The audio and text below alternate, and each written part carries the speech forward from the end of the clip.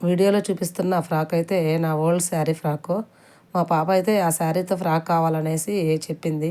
శివరాత్రికి అయితే బ్లాక్ కలరే కావాలని, సరే అనేసి ఇంకా శారీ అయితే స్టిచ్ చేయాలనేసి శారీ తీశాను. ఫుల్ హ్యాండ్స్ కావాలని చెప్పింది. సరే నాకు వచ్చినంతలో ట్రై చేద్దాం అనేసి శారీ అయితే అంబ్రెల్లా మోడల్ అయితే కట్ చేశాను. సరే స్టార్ట్ చేశాను. నేనైతే అంత ఎక్స్పీరియన్స్ టైలర్ని అయితే కాదు, ఏదో కొంచెం కొంచెం వచ్చు కాబట్టి ఎలాగో అలాగా నిదానంగా కుడదామనేసి స్టార్ట్ చేశాను. అది కుట్టేసరికి నాకైతే 1 డే పట్టింది. ఎందుకంటే నేను అంత ఫాస్ట్గా అయితే నాకు రాదు, మోడల్స్ కానీ రావు. అందుకనే సింపుల్గా రౌండ్ నెక్ అయితే ఇచ్చాను.